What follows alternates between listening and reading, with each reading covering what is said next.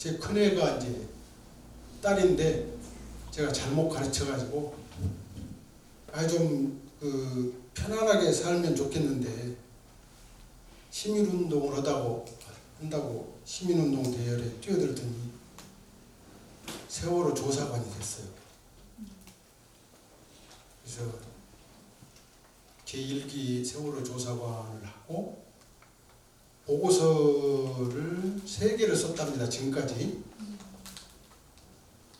유일하게 제 큰애가 3개 보고서를 다 쓰는데 참여를 했습니다. 그래서 작년인가 금년에 세월호 우리가 묻지 못한 것이라는 8년의 지 젊은 날을 다 바친 책이 나왔죠. 이 세월호는 304분의 돌아가신 분들뿐만 아니라 어떻게 보면 제 집안의 운명도 바꾼 참사였고 우리 원광대학교에 깊은 상처를 준 그런 되게 참사였어요. 그래서 오늘 이 참 무거운 얘기를 안 할 수가 없어서 그분들을 오불교 용어로는 해탈천도라는 말씀을 드립니다만 영면을 간절히 기원 드립니다. 그리고 이제 조금 전에 정경민 선생님께서 말씀을 하셨는데 제가 그 전에 광주를 여기 현장을 올 수가 없더라고요. 경군으로서 아무것도 할 수 없었던 그 시절에 그리고는 군사정권의 하수인이 돼가지고 시키는 짓을 할 수밖에 없었던 그런 트라우마가 있어가지고 올 수가 별로 자신이 없었죠. 근데 이제 제가 동학 공부를 시작한 지 40년 딱 되는 해에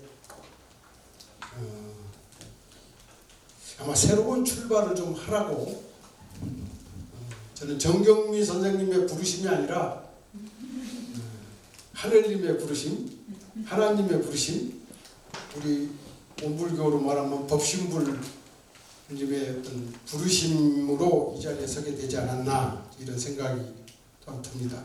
그래서 5월 영령들을 또 완전한 해탈 천도를 이렇게 명언 드리면서 이야기 시작할까 합니다.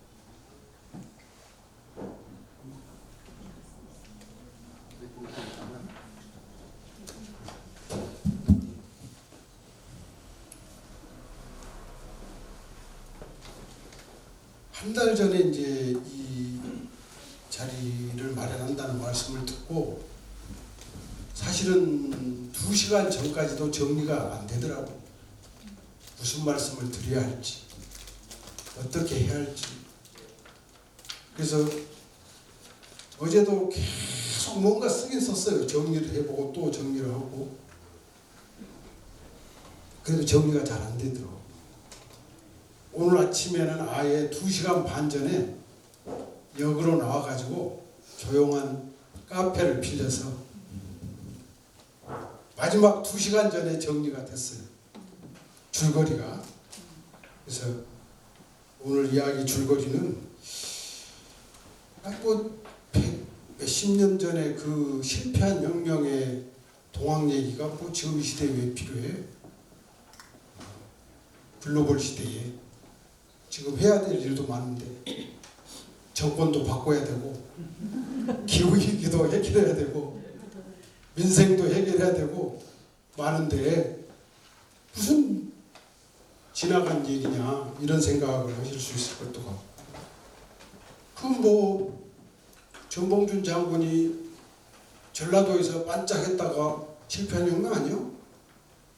이런 생각을 하는 분들도 있을 것 같고 그래서 그런 생각을 제 강의를 들으시고 악의 착각이었고 잘못이었구나. 지금 이 시대야말로 동학을 우리가 다시 공부해야 되겠구나 이런 생각을 하는 분이 딱 세 분만 하고 가시면 저는 성공할 거라고 생각합니다.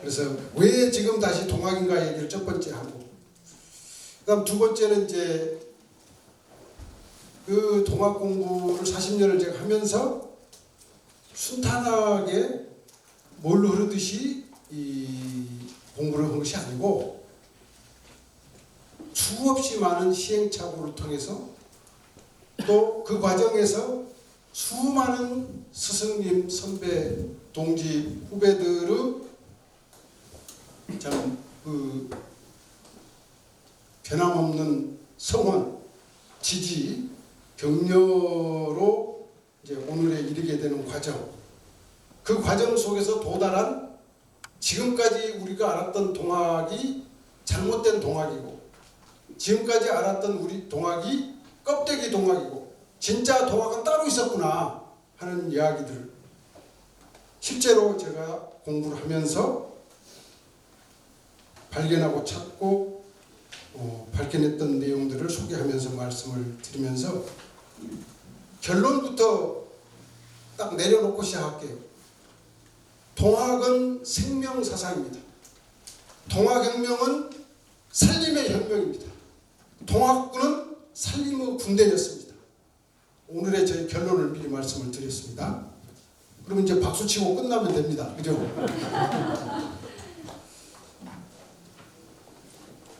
이제 5월 광주의 그 아픔 때문에 1981년 6월에 군대를 제대하고 원불교로 복귀를 했어요.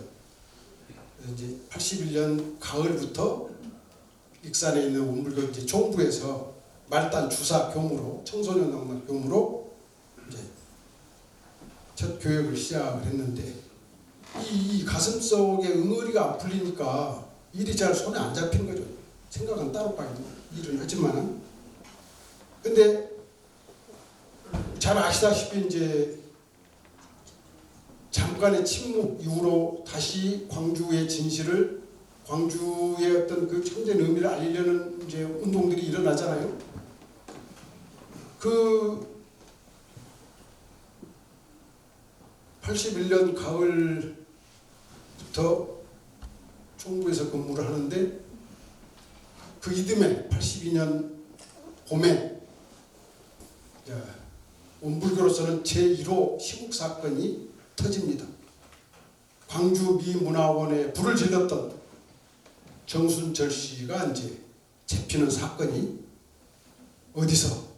원불교의 발상지 전남 영광 원불교 성지에서 김현 광주일고 출신의 우리 선배님이 보고를 하다가 옷도 제대로 못 입고 정순철 씨하고 김현 교무님이 이제 끌려가는 사건이 터졌죠. 그때 이제 제가 총부 교화부 청소년 담당 교무로 근무를 하고 있는데, 이 진상을 이제 원불교 안에서 대응을 해야 되니까 가야 될 거 아닙니까? 어떻게 이제 제가 그 선발이 됐어요. 진상 파악하러. 그래서 지금도 여기가 있나요? 광주경찰서가? 그때 제가 파견된 이유가 있습니다. 당숙이 그 사건 부본부장으로 계셨어요. 그래가지고 이제 어떻게 연주를 돼가지고 영치금이라도 좀 드리고 뭔 옷이라도 제대로 드려야 될 거 아니냐. 그 다음에 하더라도 이제 그렇게 해서 이제 와가지고 광주에 원래 그 항쟁이 있었을 때 군에 그런 것에다가 막 첫 교육을 시작할 때 이제 정순절 사건에 이제 대책위원회에 이제 참여를 하게 되면서 서울지방법원에서 이제 재판이 계속 진행되는 것을 이제 따라다니고 뒷바라지하고, 마지막에 이제 최후 진술을 선고 오기 전에 정순절 씨가 거의 울부짖으면서 이제 최후 진술을 하는 내용이 지금도 생생합니다. 이 MBC 앞을 그 당시에 정순철 씨는 여수가 고향인데 이제 광주에 와가지고 포장마차를 하고 있었대요. MBC 앞에서 이제 공수부대에서 난자된 시신들을 이제 업어서 나르면서 정순철 씨 잡고 오셨습니다만, 내가 이걸 보고 총을 들지 않으면 남자 새끼가 아니다. 그래서 내가 시민군이 됐다. 이런 얘기를 쭉. 저는 이제 지하 벙커에서 이렇게 문서로 들어오는 그런 내용들을 접했지, 그렇게 현장을 접하지는 못했잖아요. 근데 그때 이제 비로소 정순철 씨의 최후 진술을 들으면서 제 죄가 얼마나 깊은지를 이제 절실하게 깨달은 거죠. 광주의 진실을 정확히 꿰뚫어 볼 수 없었던 그 아니한 현실인지 이런 것들. 그래서 이제 그게 계기가 돼서 이제 대학원에 가가지고 우리 한국 근현대사를 공부를 좀 제대로 해야 되겠다 이런 생각을 했어요. 야학운동을 하는 과정에서 그런 색 들어가지고, 그래서 이제 대학원 들어갔는데 좀 치사한 말씀을 드릴게요. 우리 학계는 지금도 특히 한국학, 국학계는 양대 산맥이 있습니다. 국사학하고 국문학. 그 학문의 역사도 제일 오래돼 있고 연구자도 제일 많고 학과도 제일 많고 학회